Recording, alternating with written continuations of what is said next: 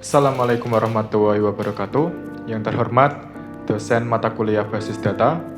Perkenalkan, nama saya Muhammad Abdul Nafis dengan NIM 0504808766 dari Prodi Sistem Informasi. Pada kesempatan kali ini saya akan mengerjakan tugas 1 mata kuliah basis data, yaitu mengenai pembuatan ERT. Jadi langsung saja saya demonstrasikan untuk pengerjaan tugas 1.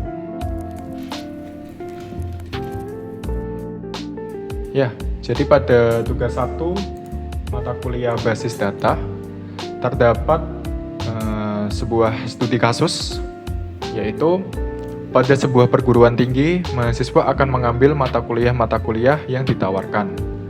Setiap dapat mahasiswa minimal 1, namun dapat mengambil beberapa mata kuliah dalam 1 semester. Lalu setiap mata kuliah hanya bisa diajarkan oleh 1 orang dosen. Dan setiap dosen dapat mengampu atau mengajar minimal 1 mata kuliah. Pada tugas ini, mahasiswa akan ditugaskan untuk membuat ERT sesuai dengan studi kasus yang ada pada persoalan tugas 1 ini.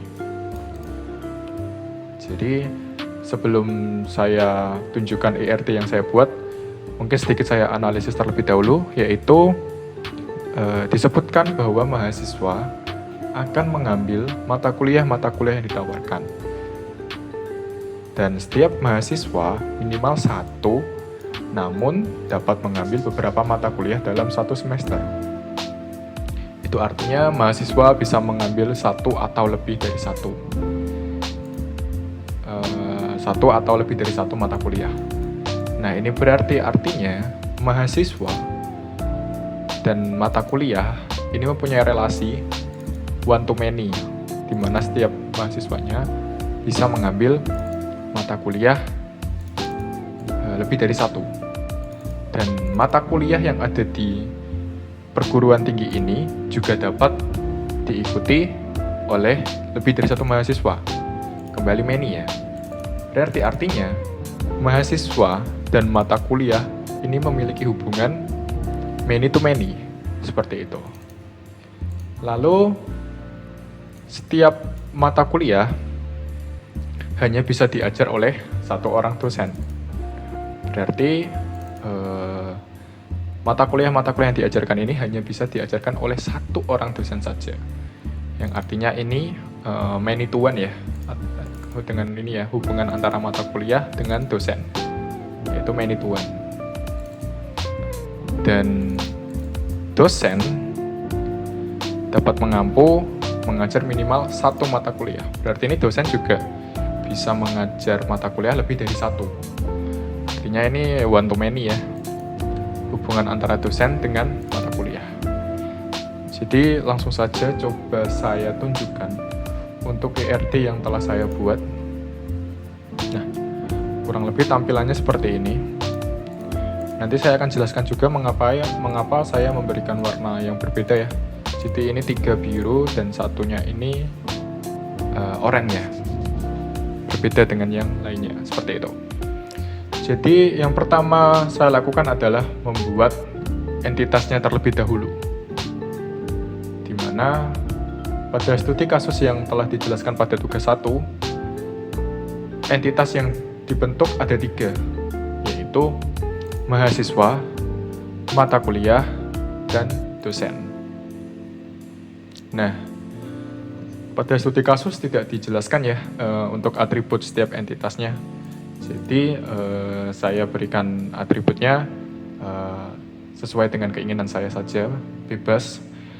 Akan tetapi masih berhubungan dengan entitas tersebut ya. Seperti pada entitas mahasiswa ini. Untuk atributnya sendiri ada NIM mahasiswa. Nah, NIM ini saya jadikan juga sebagai primary key. Karena NIM setiap mahasiswa itu pasti berbeda-beda ya, atau unik. Jadi ini bisa menjadi suatu primary key ya untuk tabel mahasiswa ini. Lalu ada juga atribut nama mahasiswanya. Lalu jenis kelamin, nomor telepon, dan alamat. seperti ini. Ini saya sesuaikan sendiri ya untuk atribut-atributnya ini, menyesuaikan dengan identitasnya, entitasnya maksudnya. Lalu selanjutnya ada entitas mata kuliah. Pada entitas mata kuliah ini saya isi dengan kode matkul. Nah, kode matkul setiap mata kuliah juga pasti beda-beda ya. Seperti basis data ini sendiri misalnya mempunyai kode matkul MSIM 4206. Nah, berarti mata kuliah yang lain itu juga memiliki kode matkul yang berbeda-beda atau unik ya. Jadi bisa saya jadikan juga untuk primary key. Lalu ada NIDN. Ini saya jadikan foreign key. Kenapa? Nanti saya jelaskan nanti ya. Lalu selanjutnya nama matkul dan jumlah SKS. Selanjutnya ada entitas dosen di sini. Entitas dosen ini memiliki atribut pertama NIDN. Setiap dosen juga memiliki IND-nya berbeda-beda atau unik ya. Jadi ini bisa saya jadikan sebagai primary key atau jadi pembeda ya. Nah, lalu saya berikan juga nama dosen, jenis kelamin, dan nomor telepon seperti ini. Nah, saya mulai untuk penjelasan mengenai relasinya ya, atau keterkaitan antar entitas ini. Jadi seperti yang saya sebutkan sebelumnya, sesuai dengan analisis saya, di mana setiap mahasiswa ini dapat mengambil mata kuliah lebih dari satu,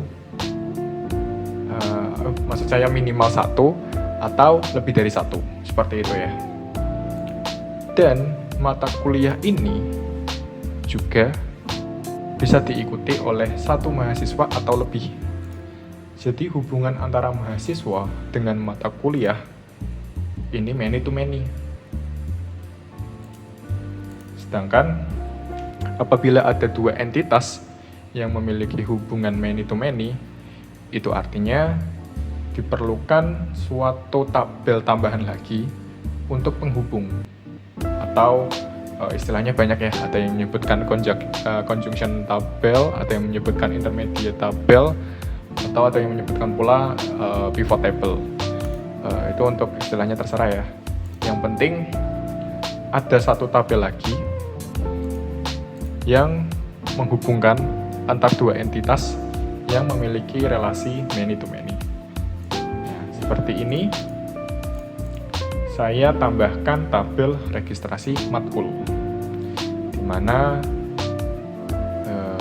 tabel registrasi matkul ini memiliki atribut ID regis, ini saya jadikan sebagai primary key, lalu NIM yang saya jadikan foreign key, dan kode matkul untuk saya jadikan juga foreign key, dan terakhir tanggal regis.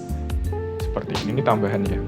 Jadi di dalam pivot table ini yang penting itu ada foreign key yang menghubungkan antar dua entitas yang tadi ya relasinya many to many seperti ini.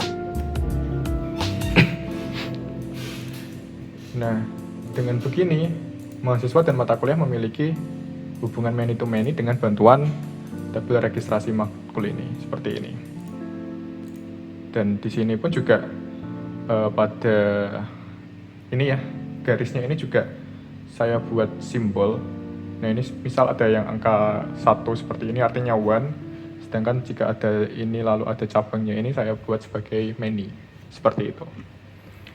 Nah, berarti di dalam mahasiswa mengambil mata kuliah itu akan dimasukkan ke tabel registrasi matkul seperti ini, di mana NIM setiap mahasiswa ini akan masuk ke tabel registrasi matkul dengan mengambil kode matkul yang sesuai atau yang diambil oleh mahasiswanya seperti ini. Jadi ini NIM yang ada di tabel registrasi matkul ini ada foreign key mengambil dari tabel mahasiswa yang sifatnya unik tadi ya. Jadi ini tidak akan mungkin ada data duplikat ya, atau ada nama mahasiswa yang sama dengan NIM yang sama.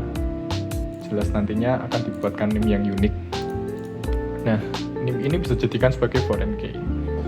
Begitu pula ada kode matkul. Kode matkul di sini juga foreign key mengambil dari tabel mata kuliah. Ini ya, garisnya sudah saya sesuaikan ya. Dia lurus mengambil kode matkul dari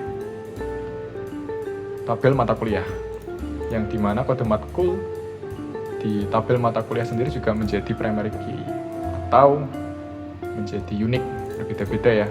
Jadi ini ada relasi keterkaitan seperti itu. Nah, ini tambahan aja ya, tanggal regis saya tambahkan informasi tambahan, jadi biar di dalam pembuatan sistem atau aplikasi nanti juga bisa tahu kapan mahasiswanya itu melakukan registrasi mata kuliah seperti itu. Ini tambahan aja ya. Lalu kita masuk ke hubungan antara mata kuliah dengan dosen. Seperti yang sudah dijelaskan pada tugas 1, di mana mata kuliah itu hanya bisa diajar oleh satu dosen saja. Sedangkan dosen bisa mengajar satu atau lebih mata kuliah. Jadi ini hubungannya, jika dosen kepada mata kuliah, ini hubungannya one. Ini ya, ada tandanya one to many. Seperti ini. Di mana pada tabel mata kuliahnya saya tambahkan NIDN sebagai foreign key. NIDN ini sendiri mengambil dari tabel dosen, di mana tabel dosen memiliki atribut NIDN sebagai primary key. Jadi ini bisa jadi relasi ya NIDN-nya, karena ya NIDN-nya ini pasti unik ya. Setiap dosen memiliki NIDN berbeda-beda. Jadi bisa saya jadikan sebagai foreign key pada tabel mata kuliah. Seperti ini. Nah, dengan begini sesuai ya dengan studi kasus yang telah dijelaskan pada tugas 1. Jadi saya ulangi, hubungan mahasiswa dengan mata kuliah itu many to many. Di mana jika hubungan many to many dua entitas itu diperlukan satu tabel pembantu ya, atau tabel penghubung atau pivot table seperti ini, dengan memasukkan foreign key dari tabel entitas yang many to many tadi. Nah, ini seperti ini mengambil dari tabel mahasiswa, dan kode matkul ini mengambil dari kode matkul maksud saya mengambil dari tabel mata kuliah seperti ini. Lalu hubungan antara mata kuliah dengan dosen yaitu many to one, atau kalau misal dosen ke mata kuliah menjadi one to many seperti ini, dengan menjadikan NIDN-nya tabel dosen seperti ini sebagai foreign key dari tabel mata kuliah seperti itu. Dengan begitu, untuk studi kasus tugas 1 terjawab dengan menggunakan ERD seperti ini.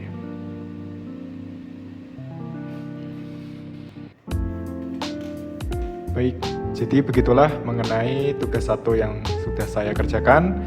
Apabila ada penjelasan atau ucapan dari saya yang kurang berkenan atau salah-salah, mohon dimaafkan. Wassalamualaikum warahmatullahi wabarakatuh.